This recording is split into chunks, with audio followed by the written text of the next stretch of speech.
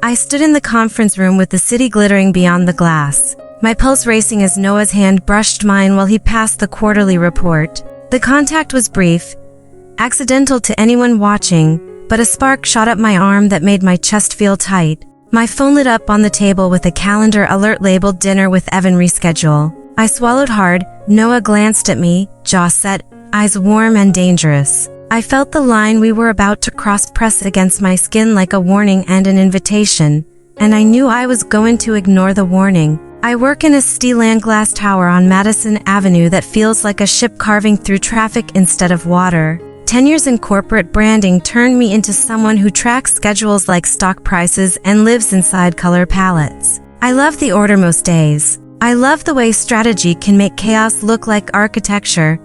I told myself that my marriage liked order too. Evan is a corporate attorney who can talk about ethics with an intensity that makes you believe the world might hold together after all. He is handsome in a polished way, sharp suits, precise hair, a voice that calms rooms. I met him at a charity gala in Soho, the kind where everyone pretends a silent auction solves anything. He asked me to dance, and I forgot how cynical I like to be. We married 3 years later in a barn upstate because I wanted the photos to look like a movie. They did. I believed we were built on respect.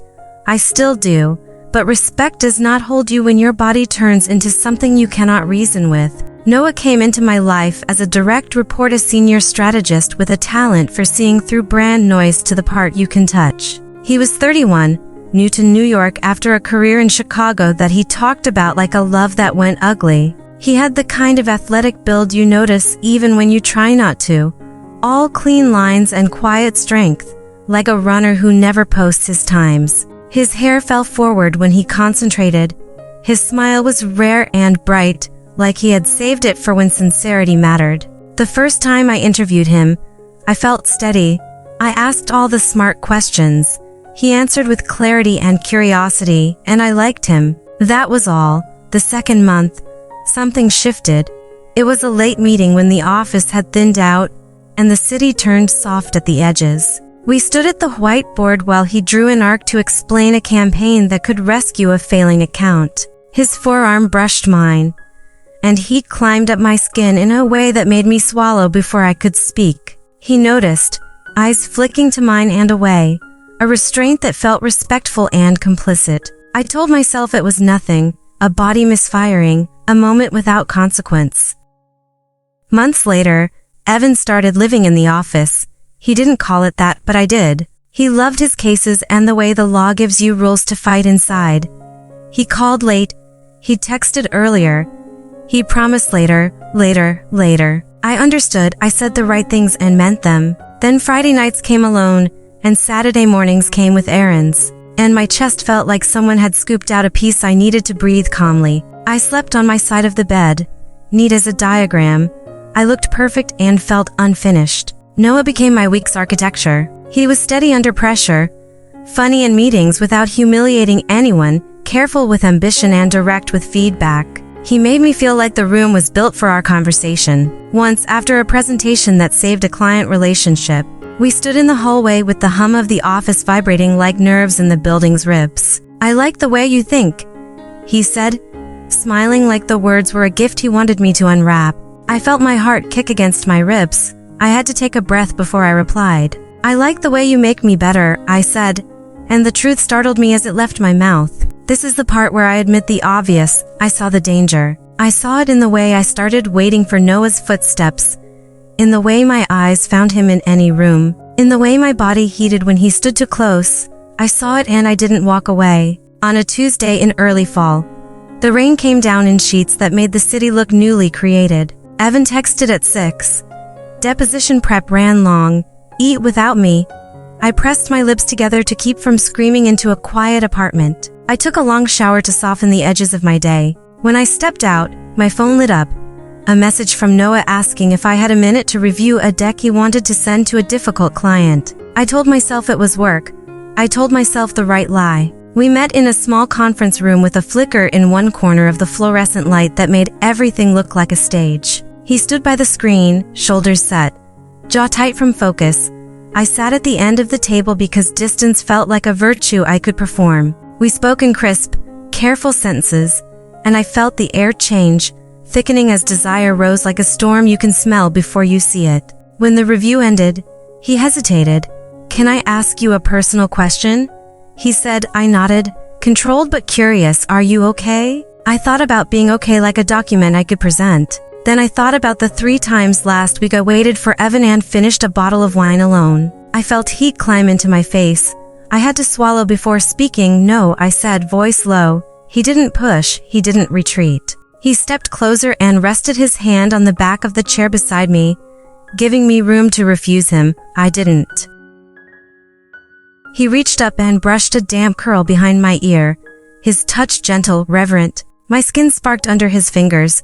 I met his eyes and the room tilted, a slow, deliberate shift. He leaned in and kissed me, soft at first, testing, then deeper, confident, and my body answered with a surge that made my breath break. He'd spread through me in a wave. I felt the strong line of his shoulder under my palm, felt the way his chest rose as his breath quickened, felt the deep, hungry pressure of his mouth as he drew me closer. I kissed him back with a need that startled me, and he took me in his arms like he had decided to carry the truth with me instead of away from me. My heart pounded hard enough to make my lips feel swollen. The world narrowed to 2 people and a room where admitting desire felt like an emergency we had both ignored until now. We didn't stop at the kiss. We found a rhythm that was both cautious and demanding. A cadence that learned my edges and respected them while asking me to cross them. He kissed the lines of my throat with a deliberate tenderness that made me tremble. He traced the curve of my waist with his hand, slow and claiming, and the contact sent a shiver up my spine that made me grip the table with one hand to steady myself. I felt my body open to him with a trust that terrified me. Pleasure built in steady, breathless waves, cresting and breaking until I had to bite down on my own need to stay quiet. I forgot where we were.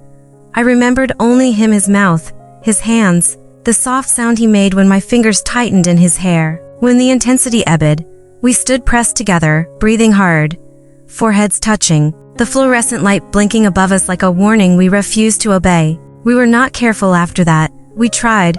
We failed. We learned the building like a map of our mistakes. The conference room on 26 with the door that sticks but closes quietly. The stairwell with the bad paint where the air smells like dust and adrenaline. The small lounge with the couch no one uses. We managed public decorum with the efficiency of 2 people who know their jobs and their reputations. We managed private chaos with the hunger of 2 people who had been good for so long they forgot how to be alive. His touch was attentive and sure, mapping my body with patience and certainty, coaxing pleasure up from places I had ignored and then naming it with kisses that felt like vows. I tasted him with unguarded intensity and learned the way he shuddered when my mouth found the places that turned restraint into surrender. We moved together with devotion and urgency, letting heat gather until speaking became impossible, letting sensation take over until the only language was breath and contact and the small sounds that mean don't stop.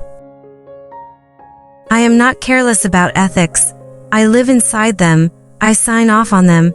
I present them to clients. I wear them like a suit. So I carried the weight of what we were doing with a seriousness that did not reduce my desire. It multiplied it. The forbidden sharpened every touch. The guilt lingered after, heavy and cold.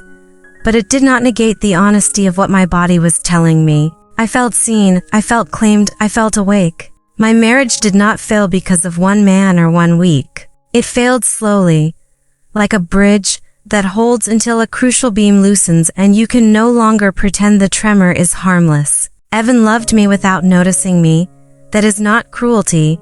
That is a kind of exhaustion. He apologized in calendar invites and sent flowers that died before I could arrange them. Noah loved me in stolen hours and honest sentences. He told me he wanted me with a straightforward joy that made my chest ache. He told me he respected my career more because I never hid the part of me that wants outcomes. He told me he would walk if I asked. He meant it. His willingness to leave made staying feel like a choice instead of a trap.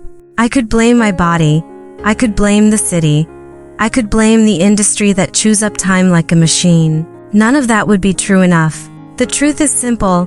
I liked the way Noah's hands settled on my hips when he pulled me against him. I liked the way heat rushed through me when he pressed his mouth to mine and kissed me like the world had finally aligned. I liked the way my pulse hammered when he whispered that he wanted to take me home and put me in his bed, and make pleasure a place we returned to without shame. I liked feeling desire as a kind of honesty I had starved myself of. I almost couldn't think.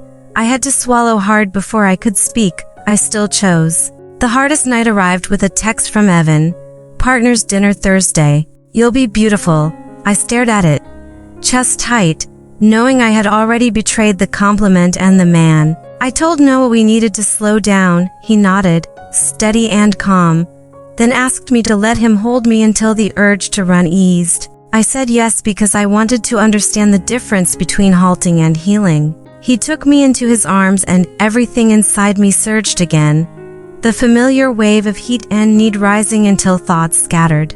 He kissed me deeply, thoroughly, and my body answered with devotion. He lifted me, set me down carefully, and moved with me in a rhythm that felt like prayer and confession taught by touch. Pleasure built ruthlessly, cresting in a rush that made my breath break and my whole body tense as if bracing against joy. When it ebbed, he pressed his forehead to mine and whispered that stopping could be an act of love, not fear. I believed him and I did not. If you want the moment that changed direction, it was a Sunday morning during which the city felt unusually quiet.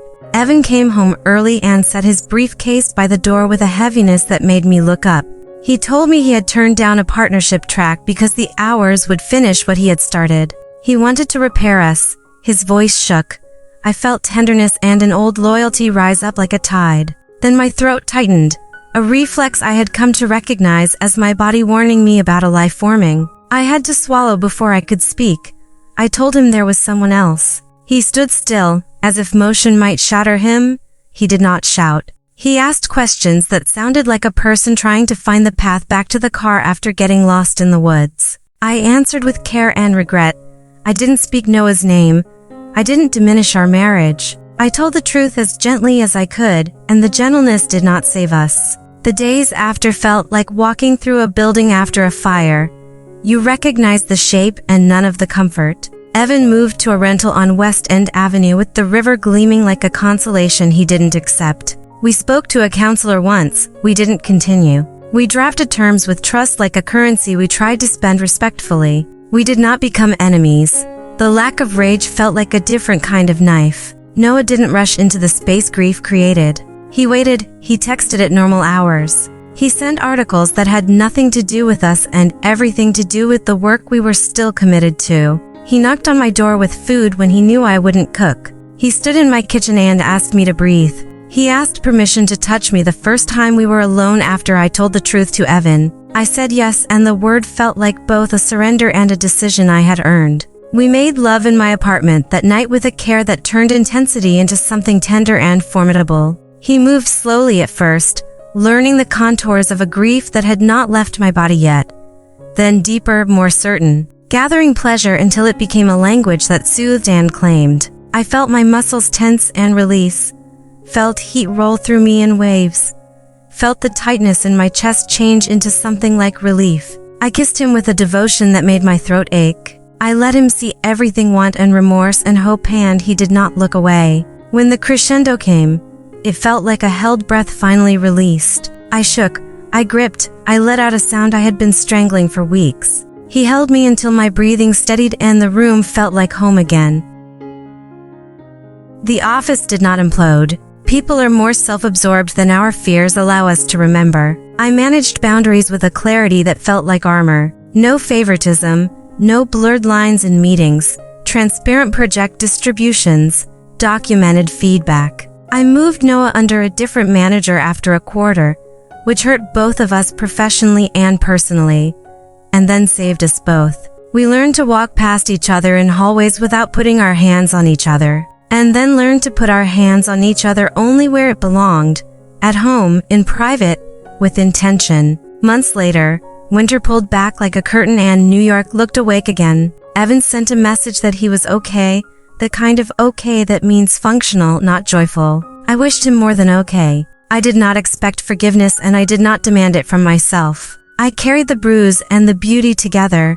I learned to stop hiding my desire from my conscience. I learned to let them talk until they could coexist without violence. Noah moved into my apartment in May. We hung photos we had taken ourselves because we wanted to avoid pretending we were a magazine. We cooked, and I learned that he makes pasta like someone who respects hunger. We chose a bed that felt less like a set piece and more like a place where bodies can mean things beyond performance. Our nights remained rich and demanding, but they softened with trust. He knew the places on my body, where pleasure unfurls quickly, and the ways to slow it down until the wave becomes a long, deliberate swell. He watched my face when he touched me, and I watched his. We made heat a shared craft, not a secret escapade. Sometimes I think about the conference room with the flicker in the corner and the first time his mouth found mine. The way my body surged like it had been waiting for years to feel true. I do not excuse the harm.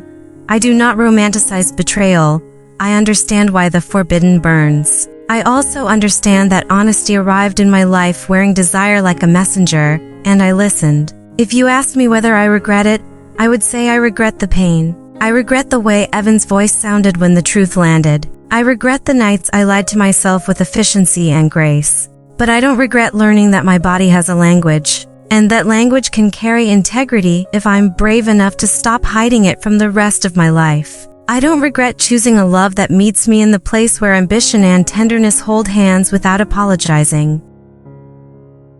I am not asking for absolution. I am telling you how a married woman with a busy husband fell for the man she managed, and how she paid and healed and kept going. My heart still races when Noah pulls me close. My breath still catches when his hands settle on my waist. A wave of desire still rolls through me when he kisses me slowly and deeply, drawing out pleasure until the world goes quiet and the only truth that matters is the one we're making together. I almost can't think.